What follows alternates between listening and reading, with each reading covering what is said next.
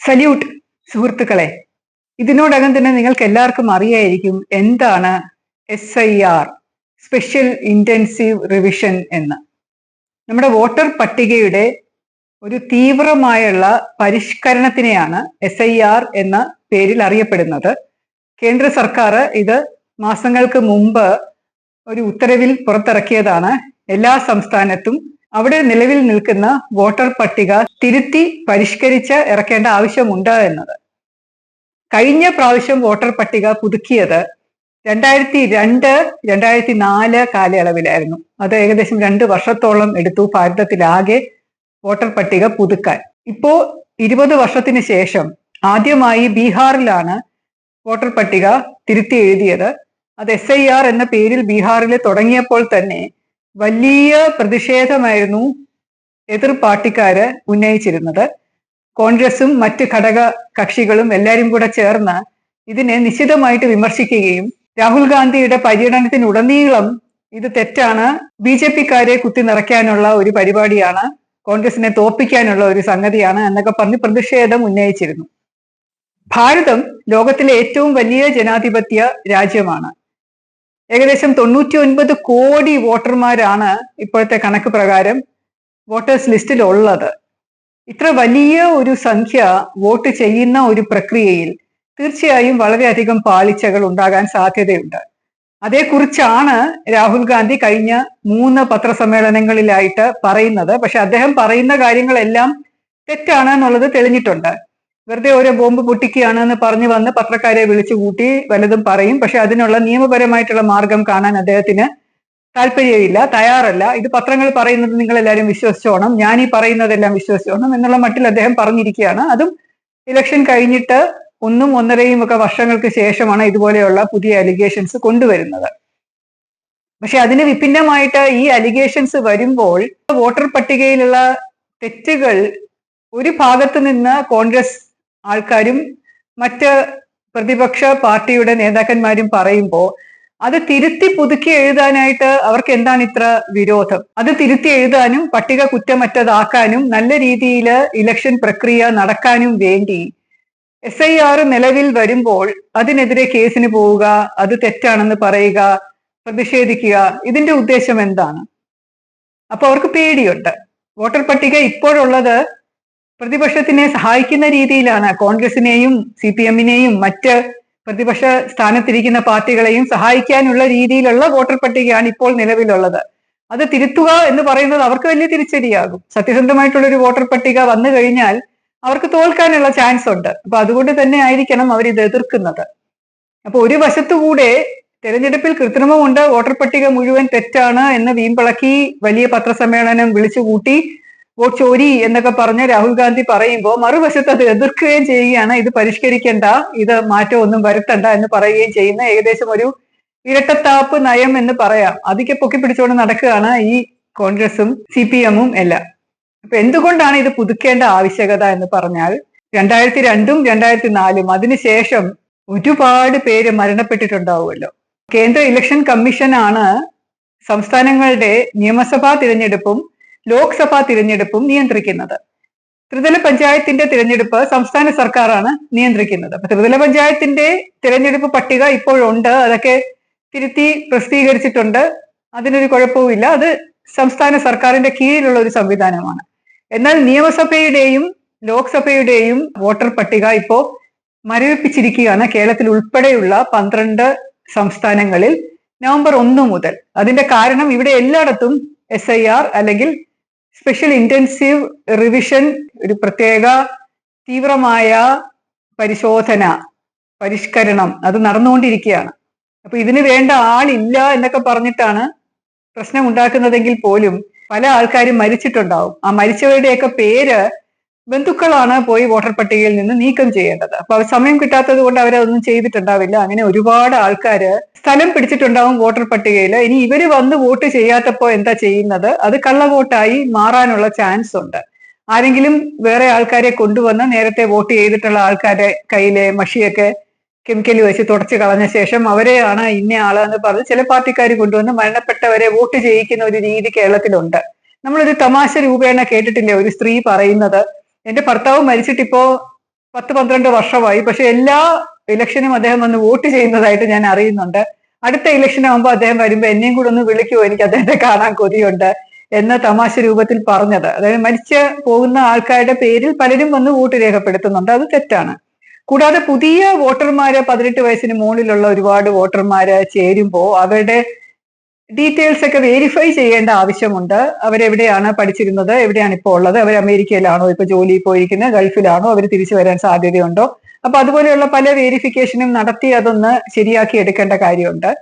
പല പെൺകുട്ടികളും വിവാഹശേഷം 18 വയസ്സാകുമ്പോൾ വോട്ടർ ലിസ്റ്റിൽ പേര് ചേർക്കും. പക്ഷെ 10, 20, 25 വയസ്സ് ഒക്കെ ആകുമ്പോഴേക്കും വിവാഹം കഴിച്ച് മറ്റു സ്ഥലങ്ങളിൽ പോകുമ്പോൾ ആ സ്ഥലത്ത് നിന്ന് പുതിയ വോട്ടർ കാർഡിനെ അപേക്ഷിച്ച് നേടിയെടുക്കാറുണ്ട്. അങ്ങനെ ചെയ്യുമ്പോൾ പഴയ വോട്ടർ ലിസ്റ്റിലുള്ള പേര് പലപ്പോഴും അവര് എടുത്തു കളയാൻ തയ്യാറാവുന്നില്ല. അപ്പൊ രണ്ട് സ്ഥലത്ത് അവരുടെ വോട്ട് ഉള്ളതുപോലെ ഇങ്ങനെ ലിസ്റ്റിൽ കിടക്കുകയും ലിസ്റ്റിലുള്ള എണ്ണം കൂടുകയും ചെയ്യും. അതും ശരിയല്ലല്ലോ, അതും ഒരു ദുരൂഹത നിറഞ്ഞതാണ്. പലർക്കും അത് മിസ്യൂസ് ചെയ്യാനുള്ള സാധ്യത കൂടുതലാണ്. ഇത് കൂടാതെ അന്യ സംസ്ഥാന തൊഴിലാളികളും അന്യ സംസ്ഥാനത്ത് നിന്ന് കേരളത്തിൽ വന്ന് പല ആവശ്യങ്ങൾക്കായിട്ട് താമസിക്കുന്നവരും, തൊഴിലിന് വേണ്ടിയിട്ട് IT മേഖലയിലും പിന്നെ കച്ചവടത്തിനായിട്ട് പല കടകളിലും, പുതിയ കടകളൊക്കെ ഇട്ട സ്ഥാപനങ്ങളിലും, അങ്ങനെ ഇൻഡസ്ട്രിയൽ ഏരിയാസിൽ ഇപ്പോ കൊച്ചി പോർട്ടുണ്ട്, വിഴിഞ്ഞം പോർട്ടുണ്ട്, അവിടെയൊക്കെയുള്ള പല മറ്റ് സംസ്ഥാന ജീവനക്കാരും ഒക്കെ വോട്ടർ ID കാർഡ് ഇവിടെ വെച്ച് പുതുക്കിയിട്ടുണ്ടാവും. അപ്പൊ അവരുടെ പഴയ സ്ഥലത്ത് വോട്ടർ ID കാർഡിൽ അവര് മാറ്റം ഒന്നും വരുത്തിയിട്ടും ഉണ്ടാവില്ല. ഇവരുടെ പേരും അഡ്രസ്സും ഫോൺ നമ്പറും ആധാറും ഒക്കെ ഒന്ന് കൃത്യമായിട്ട് വെരിഫൈ ചെയ്യേണ്ട ആവശ്യവുമുണ്ട്. വ്യാപകമായ ഒരു പരാതി ഉയർന്നു വന്നിരിക്കുന്നത് അടുത്ത രാജ്യങ്ങളിൽ നിന്ന് പോലും ചില ആൾക്കാര് കേരളത്തില് വന്ന് താമസിക്കുന്നുണ്ട് എന്നാണ്. ഉദാഹരണത്തിന് ജയിലിൽ കിടക്കുന്ന 2-3 വ്യക്തികൾ പാകിസ്ഥാൻകാരാണ്. അവരെങ്ങനെ കേരളത്തിൽ വന്നു എന്ന് ചോദിച്ചാൽ കൃത്യമായ ഉത്തരമില്ല. അവര് പറയും ഞങ്ങൾ പാകിസ്ഥാനിലെ മത്സ്യത്തൊഴിലാളികളാണ്, അവര് ഇതുവഴി മത്സ്യം പിടിക്കാൻ വന്നപ്പോ വഴി തെറ്റിപ്പോയി തിരുവനന്തപുരത്തെ, കൊല്ലത്തെ, കൊച്ചിയിലെ ഏതെങ്കിലും ഒരു കടൽ തീരത്ത് വെച്ച് കോസ്റ്റ് ഗാർഡ് പിടിച്ചതാണ്, അങ്ങനെയാണ് ഞങ്ങൾ ഇവിടെ വന്നത് എന്ന് പറയും. പക്ഷെ അവരെ കുറിച്ച് പാകിസ്ഥാനിൽ ചോദിക്കുമ്പോൾ അവർ പറയും ഞങ്ങളുടെ പൗരന്മാരല്ല എന്ന് പറയും. അങ്ങനെ 2-3 പേര് ജയിലിൽ കിടപ്പുണ്ട് ആർക്കും വേണ്ടാതെ. ഇതുപോലെ കേരളത്തിലേക്ക് വന്നിട്ടുള്ള ഒരുപാട് പേരുണ്ട്. പാകിസ്ഥാൻ പൗരന്മാര്, അഫ്ഗാനിസ്ഥാൻ പൗരന്മാര്, ബർമ, അതുപോലെയുള്ള അടുത്ത ഈജിപ്റ്റ് തുടങ്ങിയുള്ള സ്ഥലങ്ങളിൽ നിന്നൊക്കെ വരുന്ന ചില ആൾക്കാര് ഇവിടെ വരുന്നതിന്റെ ഉദ്ദേശം എന്ന് പറയുന്നത് പലതരത്തിലുള്ള ദുരൂഹത നിറഞ്ഞ കച്ചവടത്തിനും ആളുകളെ തെറ്റിദ്ധരിപ്പിക്കാനും പിന്നെ യുവാക്കളെ പരിശീലനം നൽകി മറ്റു പല തീവ്രവാദ പ്രവർത്തനങ്ങൾക്കുമൊക്കെ വേണ്ടി ഉപയോഗിക്കാനും ഒക്കെ ആണ്.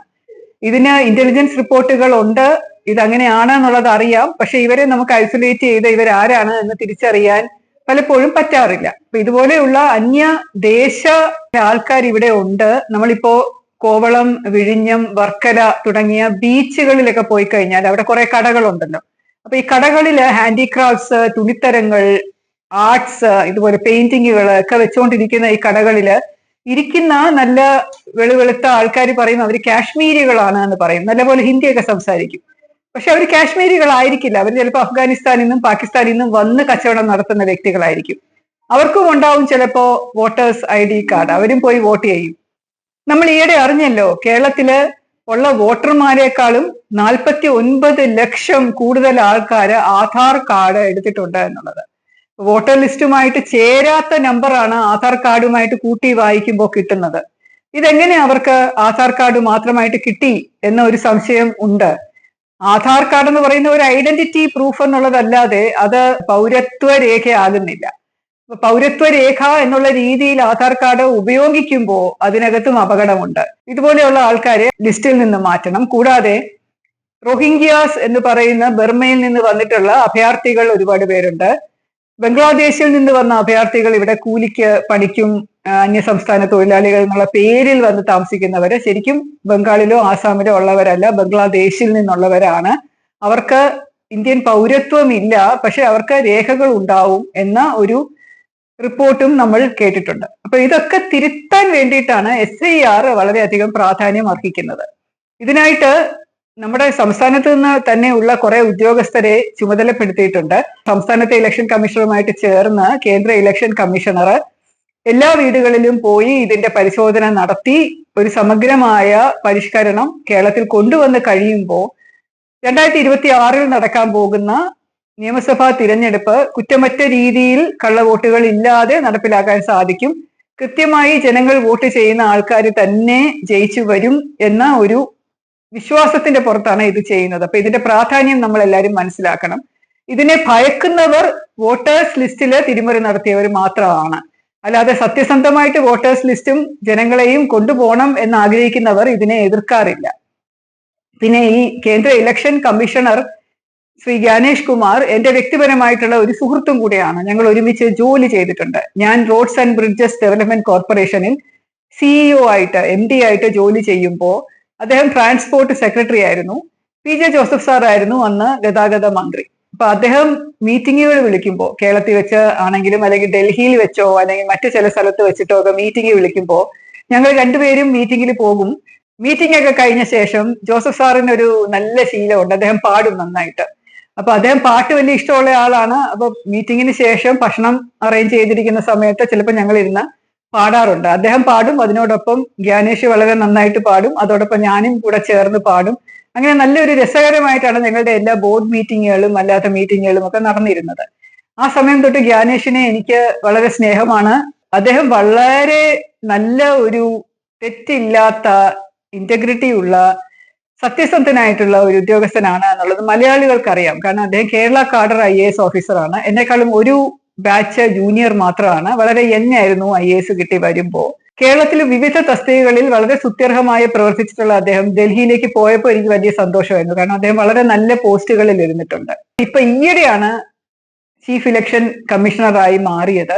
പക്ഷേ ശ്രീ രാഹുൽ ഗാന്ധി ആവശ്യമില്ലാത്ത അപവാദം അദ്ദേഹത്തെ കുറിച്ച് പറയുന്ന കേൾക്കുമ്പോൾ എനിക്ക് ശരിക്കും സങ്കടം തോന്നാറുണ്ട്. കാരണം പഴയ വോട്ടർ ലിസ്റ്റിനകത്തുള്ള തിരിമറി എന്ന് പറയുന്ന പലതും ഇപ്പോഴത്തെ ഇലക്ഷൻ കമ്മീഷണർ ആണ് അതിന് റെസ്പോൺസിബിൾ, അതിന്റെ കാരണക്കാരൻ എന്നുള്ള മട്ടിൽ കുറ്റം പറയുന്ന കേൾക്കുമ്പോൾ എനിക്ക് തോന്നാറുണ്ട്, എന്തുകൊണ്ടാണ് ജ്ഞാനേഷ് രാഹുൽ ഗാന്ധിക്കെതിരെ കോടതിയിൽ കേസുമായിട്ട് പോകാത്തത്, അപകീർത്തി കേസോ അല്ലെങ്കിൽ മറ്റേതെങ്കിലും തരത്തിലുള്ള കേസോ ആയിട്ട് പോകാത്തത് എന്ന്. പക്ഷെ അദ്ദേഹം ഒരു മാന്യനായതുകൊണ്ട് പോട്ടെ എന്ന് വിചാരിച്ച് ഇരിക്കുന്നതുമായിരിക്കാം എന്ന സംശയമുണ്ട്. രാഹുൽ ഗാന്ധിയുടെ ഓരോ ബോംബുകളും ഇപ്പൊ ഹൈഡ്രജൻ ബോംബ് പോലും നനഞ്ഞ പടക്കം പോലെ പൊട്ടാതെ ചീറ്റിയതൊക്കെ നമ്മൾ കണ്ടതാണ്. അതിനൊന്നും ആരും വലിയ വാർത്താ പ്രാധാന്യം കൊടുത്തില്ല. കേരളത്തിൽ തന്നെയുള്ള ചില ആൾക്കാർ മാത്രമാണ് എന്തെങ്കിലും ഇതിനകത്തുണ്ട് എന്ന് പറഞ്ഞ് വലിയ ബഹളമൊക്കെ ഉണ്ടാക്കിയത്. വടക്കേ ഇന്ത്യയിലുള്ള ഒരു മാധ്യമവും ഇതിന് വേണ്ടത്ര പരിഗണന കൊടുത്തില്ല. അദ്ദേഹം കാണിച്ച ചിത്രങ്ങളിലുള്ള ഒരു ബ്രസീലിയൻ മോഡൽ എന്ന് പറഞ്ഞ് കാണിച്ച ഒരു ഹെയർ ഡ്രസ്സർ പുറത്തു വന്ന് പറഞ്ഞിട്ടുണ്ട് അത് തെറ്റാണെന്നുള്ളത് കാണുന്നവർക്ക് വിവരമുള്ളവർക്ക് മനസ്സിലാവും. കാരണം അദ്ദേഹം വാർത്താ സമ്മേളനത്തില് 22 വോട്ടർ ലിസ്റ്റിനകത്തുള്ള രേഖ കാണിച്ചപ്പോൾ എല്ലാത്തിലും ഫോട്ടോ വെച്ചിരിക്കുന്നത് ഈ സ്ത്രീയുടെ ഒരേ ഫോട്ടോ ആണെന്നാണ് പറഞ്ഞത്. പക്ഷെ തെരഞ്ഞെടുപ്പ് കമ്മീഷൻ ഓഫീസിൽ നിന്ന് വോട്ടർ ലിസ്റ്റിന്റെ കോപ്പി കൊടുക്കുമ്പോൾ അതൊരിക്കലും കളർ ആവാറില്ല, അത് എപ്പോഴും ബ്ലാക്ക് ആൻഡ് വൈറ്റ് ആണ്. അപ്പൊ ബ്ലാക്ക് ആൻഡ് വൈറ്റിലുള്ള വോട്ടർ ലിസ്റ്റിനകത്തുള്ള പടം ഇതേവരെ അദ്ദേഹം കാണിച്ചതും ബ്ലാക്ക് ആൻഡ് വൈറ്റ് തന്നെയായിരുന്നു. പക്ഷെ നവംബർ 5-ാം തീയതി കാണിച്ച പവർ പോയിന്റ് സ്ലൈഡിനകത്ത് കളർ പടങ്ങൾ വെച്ചിരിക്കുന്നതും അതിന് പല പേരും അഡ്രസ്സും കൊടുത്തിരിക്കുന്നതും കാണാം. പത്രക്കാർ പോയി ഇതുപോലെയുള്ള കുറെ പേരുടെ വീട്ടിൽ അന്വേഷിച്ചപ്പോൾ അവരെല്ലാരും അവരുടെ തന്നെ സ്വന്തം വോട്ടർ കാർഡ് വെച്ച്, അവരുടെ പടമുള്ള വോട്ടർ കാർഡ് വെച്ച് ഒരു പ്രാവശ്യം വോട്ട് ചെയ്തിട്ടുള്ളതായിട്ട് പറയുകയും ചെയ്തു ഹരിയാനയില്. ചില മണ്ഡലങ്ങളിലുള്ള 100ഉം 60ഉം ഒക്കെ ആൾക്കാർ ഒരേ അഡ്രസ്സിലാണെന്നുള്ളതും പത്രക്കാർ അന്വേഷിച്ചിട്ട് അത് തെറ്റാണ് എന്ന് തെളിയിച്ചതാണ്. കാരണം വലിയ ഫാം പോലെയുള്ള വലിയ വയൽ പോലെയുള്ള സ്ഥലത്ത് കൊച്ചു കുടിലുകൾ കെട്ടി ഒരു കുടുംബത്തിലെ പലരും താമസിക്കുമ്പോൾ അതിനകത്ത് 60 പേരും ചിലപ്പോൾ 100 പേരും ഉണ്ടാവും. അവർക്ക് ഒരേ അഡ്രസ്സാണ്. ആ അഡ്രസ്സ് വെച്ചിട്ടാണ് അവര് റേഷൻ കാർഡും ബാക്കി കാര്യങ്ങളും എല്ലാം ഉള്ളത്. അപ്പൊ അങ്ങനെയുള്ള ഒരു അഡ്രസ്സ് വോട്ടർ ID കാർഡിൽ വർഷങ്ങളായിട്ട് ഇരിക്കുകയാണ് എന്നുള്ളത് തെളിഞ്ഞു കഴിഞ്ഞപ്പോൾ ആ വാദവും തെറ്റി. രാഹുൽ ഗാന്ധിയെ പോലെയുള്ള ഒരു നേതാവ് കോൺഗ്രസിന്റെ തലപ്പത്തിരിക്കുമ്പോൾ കോൺഗ്രസ് പാർട്ടിക്ക് ഇനിയിപ്പം ഒരു ഉയർച്ച ഉണ്ടാവാൻ വളരെ പ്രയാസമായിരിക്കും. കേരളത്തിൽ അത് ജനങ്ങൾ മനസ്സിലാക്കിയേ പറ്റൂ. കാരണം ഇവിടെയുള്ള ജനങ്ങളെല്ലാം അദ്ദേഹം പറയുന്നത് കേട്ട് തുള്ളുന്നവരാണല്ലോ. അത് സപ്പോർട്ട് ചെയ്യാനായിട്ട് കുറെ മീഡിയയും ഉണ്ട്. പിന്നെ ഇവിടുത്തെ ഭരണം, ഈ LDFന്റെ ഭരണം മടുത്തു കഴിഞ്ഞു ജനങ്ങൾ എന്നുള്ളത് നമുക്കറിയാം. 9.5 വർഷം കഴിഞ്ഞിട്ടും ഇവിടെ യാതൊരുവിധ നന്മയും യാതൊരുവിധ വികസനവും ഉണ്ടാകാതെ എല്ലാം അഴിമതിയും, എല്ലാ സ്ഥലത്തും മോഷണവും, വളരെയധികം മയക്കുമരുന്നും അതുപോലെ സ്ത്രീ പീഡനവും, ഇപ്പൊ ആശുപത്രികളിലെ ചികിത്സ കിട്ടാതെ രോഗികൾ മരിക്കുക, ആശുപത്രി കെട്ടിടം ഇടിഞ്ഞു വീണ രോഗികൾ മരിക്കുക, ഇതിനൊക്കെ കൈ കഴുകുന്ന ഒരു സർക്കാരും ഇടയ്ക്കിടയ്ക്ക് വിദേശ രാജ്യങ്ങളിൽ പര്യടനം നടത്തി ഇവിടുന്ന് കിട്ടുന്ന കമ്മീഷനും പണവും ഒക്കെ അവിടെ കൊണ്ടിടാനായിട്ട് പോകുന്ന ചില മന്ത്രിമാരും മുഖ്യമന്ത്രിയും ഒക്കെ ഉള്ള ഒരു സ്ഥലത്ത് ഈ കമ്മ്യൂണിസം എന്ന് പറഞ്ഞ് അതിന്റെ പേരിൽ ജനങ്ങളെ ദ്രോഹിക്കുന്ന, അതിദാരിദ്ര്യമില്ല എന്ന പ്രഖ്യാപനം നടത്തി, എന്നാൽ സെക്രട്ടേറിയറ്റിന്റെയും ക്ലിഫ് ഹൗസിന്റെയും മുറ്റത്ത് തന്നെ ദരിദ്രരായിട്ടുള്ള ജനം താമസിക്കുന്നുണ്ട് എന്ന് കണ്ണു തുറന്ന് കാണാൻ കഴിവില്ലാത്ത, ഇവിടെ സ്ത്രീ പീഡന മുക്തമോ അല്ലെങ്കിൽ കുട്ടികളുടെ പീഡന മുക്തമോ അമ്പലങ്ങളുടെ സുരക്ഷിതത്വമോ ജനങ്ങളുടെ സുരക്ഷിതത്വമോ അങ്ങനെ ഒന്നും നടത്തി ഒരു നമ്പർ 1 ആകാനായിട്ട് പറ്റുന്നില്ല. സാമ്പത്തിക ഭദ്രത ഉണ്ടാക്കാനായിട്ട് പറ്റാതെ കടത്തിൽ മുങ്ങി നിൽക്കുന്ന ഒരു സർക്കാർ.